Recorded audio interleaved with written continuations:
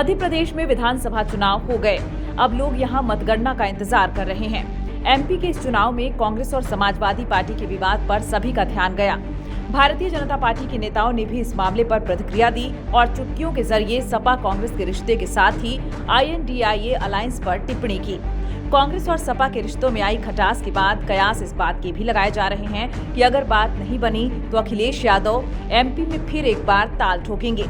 पूरे घटनाक्रम से वाकिफ नेताओं का दावा है कि लोकसभा चुनाव के दौरान यूपी में अगर कांग्रेस ने किसी किस्म की नई शर्त रखी तो हम एमपी में लोकसभा चुनाव के दौरान वही करेंगे जो विधानसभा चुनाव में किया। सपा की रणनीति है कि अगर कांग्रेस ने लोकसभा चुनाव में गठबंधन के लिए कुछ अलग शर्तें रखी तो वह मध्य प्रदेश की उन सीटों पर आक्रामक चुनाव लड़ेगी जिनकी सीमाएं यूपी से सटती हैं।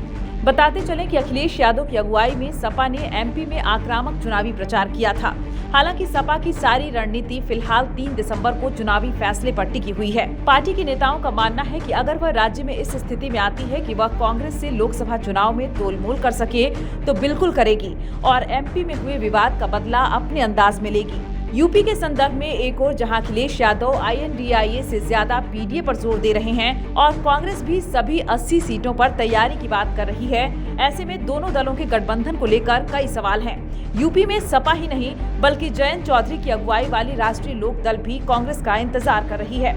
राजस्थान में जयंत भी 4-5 सीटें मांग रहे थे, लेकिन पार्टी ने सिर्फ एक ही सीट दी। अब चूंकि एमपी में चुनाव बीत गए हैं और राजस्थान में 25 नवंबर को वोटिंग है, इसके बाद सभी को मतगणना का इंतजार है। ऐसे में यूपी में कांग्रेस और सपा के रिश्ते का ऊंट किस करवट बैठेगा, यह जवाब वक्त के पास है। साथ ही इस रिश्ते में रालोद की भूमिका भी अहम होगी।